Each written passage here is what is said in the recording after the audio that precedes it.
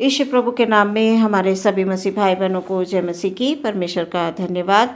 बीते समय से लेकर परमेश्वर ने हम सबको संभाला है। एक नया दिन, नई सुबह, नई आशा परमेश्वर हमें देते हैं।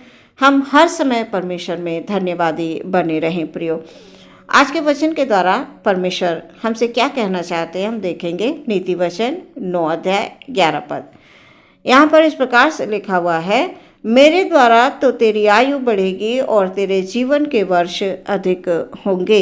सुंदर वचन के लिए परमेश्वर का धन्यवाद। बुद्धिमानी के विषय परमेश्वर का वचन कहता है, मेरे द्वारा तो तेरी आयु बढ़ेगी और तेरे जीवन के वर्ष अधिक होंगे। वचन के अनुसार परमेश्वर का भय मानना बुद्धि का आरंभ है। हाँ प्रियो, जिस दिन से हम परमेश्वर के डर और भय में होकर चलने लगते हैं तो हमारी बुद्धि नई हो जाती। परमेश्वर के द्वारा हमें बुद्धि मिलती है और जो परमेश्वर ने दिया है वो उत्तम है। जब तक हम प्रभु में नहीं थे, हम प्रभु को नहीं जान रहे थे, तो हम संसार और संसार की लोगों की बातों में चल रहे थे। हम संसारिक तौर से चल रहे थे। लेकिन जैसे ही परमेश्वर का वचन हमारे पास आया, हमने प्रभु के नाम को जाना, प्रभु के नाम को पहचान लिया, तो हम जीवित परमेश्वर के संतान बन गए। और वचन कह रहा है, परमेश्वर का भय मानना बुद्धि का आरंभ है। जब हम ये समझने लगते हैं कि मेरा परमेश्वर मुझे देख रहा है और मेरा परमेश्वर मुझे सुन रहा है, तो प्रियो, हम बुराई से हट जाते हैं। जो हम संसार में कर रहे होते हैं हमें पता नहीं होता, हम अनजाने में सब कुछ कर रहे होते हैं। लेकिन जैसे ही हमें पता चलता है कि प्रभु हमें देख रहा है, प्रभु हमें सुन रहा है, तो हम उन बुराइयों के रास्तों को छोड़ देते हैं। परमेश्वर का डर और भय हमारे हृदय में होता है कि जो कुछ भी है इस संसार को चलाने वाला मनुष्य नहीं, परमेश्वर है। पहले हम मनुष्य की रीति पर चल रहे थे, जो लोग बता रहे थे हम उन पर चल रहे थे। लेकिन आज हमने प्रभु को जान लिया, हम प्रभु के पास आ गए कि संसार का रचयिता कौन है, इस संसार को किसने बनाया, इस संसार में मनुष्य की सृष्टि किसने की। प्रिय, जब हम ये समझ जाते हैं तो परमेश्वर में हम चलना शुरू कर देते हैं, तो सत्य के मार्ग को हम चुन लेते हैं। अभी तक हम अंधकार की दुनिया में थे, पर अब हम यीशु मसीह की ज्योति में आ गए हैं। यीशु मसीह संसार की ज्योति है, जगत की ज्योति है। वो ज्योति बनकर इस संसार में आया। तो प्रियो, परमेश्वर चाहते हैं कि हम परमेश्वर के निकट रहें, उसके डर और भय में हम चलें। और जैसे ही हम उसके भय में चलते हैं तो हम उन बुराइयों के रास्ते से हटकर हम भलाई के रास्ते पर चलने लगते हैं। प्रियो, शैतान तो नहीं चाहता है। शैतान चाहता है कि लोग अंधकार में चलते रहें, अंधकार के काम करते रहें, अपने जीवन को नष्ट करते रहें। शैतान मनुष्य के जीवन को अंधकार की ओर ले जाना चाहता है। लेकिन हमारा परमेश्वर हमें ज्योति में रखना चाहता है और ज्योति के काम हमें दिखाना चाहता है हमारे जीवन में। वो हमारे जीवन में आकर अद्भुत अद्भुत काम करना चाहता है। और प्रिय, जब हम परमेश्वर को अपने जीवन में आने का अवसर देंगे तभी परमेश्वर हमारे जीवन में कार्य कर पाएंगे। आज का वचन हमें ये बता रहा है कि मेरे द्वारा तो तेरी आयु बढ़ेगी और तेरे जीवन के वर्ष अधिक होंगे। इसलिए हम परमेश्वर की दी हुई बुद्धि के द्वारा चलें। परमेश्वर हमारी बुद्धि को नया कर देते हैं। प्रियो, परमेश्वर अपने निकट रखकर हमें वो सब कुछ देना चाहते हैं जो हमारे जीवन के लिए उत्तम है। परमेश्वर की दी हुई बुद्धि में जब हम रहते हैं, संसार में चलते हैं परमेश्वर के अनुसार, तो अवश्य ही हम जीवित रहेंगे। हम आत्मा में हमेशा जागृत रहेंगे और आत्मा में जागते रहने से शैतान के अंधकार की शक्तियों पे हम यीशु मसीह के नाम से अवश्य ही जयवंत होंगे। परमेश्वर ने ये संसार की दुनिया की भीड़ में से हमको इसलिए चुना है, आपको इसलिए चुना है कि आप अंधकार की शक्तियों पर जय प्राप्त करें। शैतान ने जो भी योजना बनाई है उसको आप प्रार्थना के द्वारा, विनती के द्वारा, यीशु मसीह के नाम से आप उसको नष्ट कर दें। प्रियो, परमेश्वर ने आपको चुन लिया है, अब आप परमेश्वर के हैं। हर दिन परमेश्वर में आप बढ़ेंगे, आप बढ़ते जाएंगे, आप फलवंत होंगे।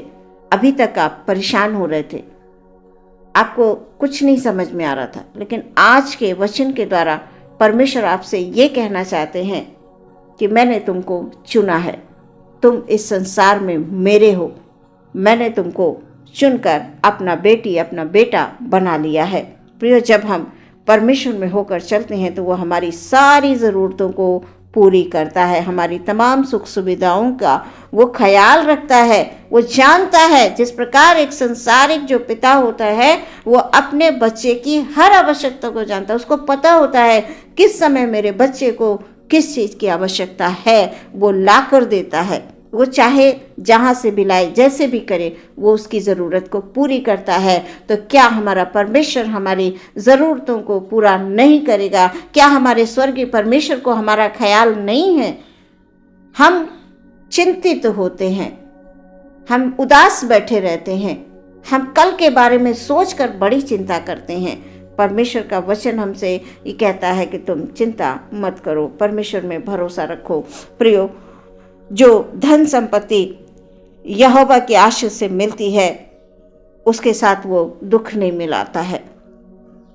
कई बार हम अपने बुद्धि और अपनी समझ से कर्जे को लेकर हम अपनी सुख सुविधाओं को घर में ले आते हैं, कर्ज लेकर।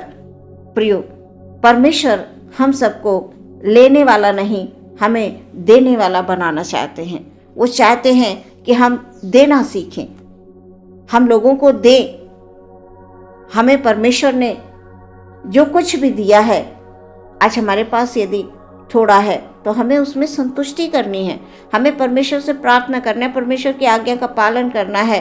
वचन कह रहा है कि धन यहोवा की आशीष ही से मिलता है और उसमें वो दुख नहीं मिलाता। कई बार हमारे जीवन में हम अपने अनुसार लेकर चले आते हैं बहुत सारी सुख सुविधाओं को, और उनके साथ फिर वो तकलीफ़ें होती हैं। अगर हमने कर्जा लिया है तो हमें वो कर्जा वापस भी करना है।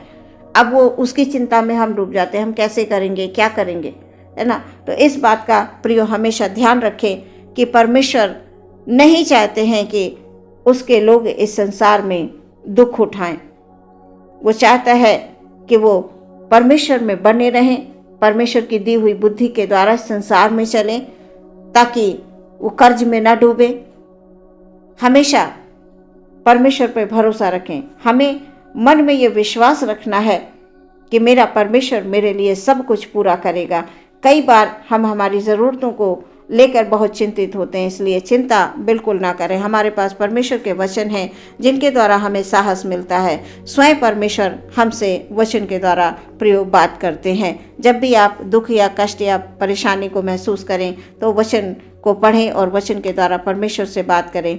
हमारे ऊपर स्वर्गीय पिता का हाथ है। प्रियो, परमेश्वर के वचनों को जब हम आदर देने लगते हैं, परमेश्वर की हम संगति करने लगते हैं, परमेश्वर की आज्ञाओं का हम पालन करने लगते हैं, तो निश्चय ही परमेश्वर में हम धन्य हो जाते हैं। परमेश्वर ने हमें चुन लिया है, अपनी संतान बनाकर हमको ग्रहण कर लिया है।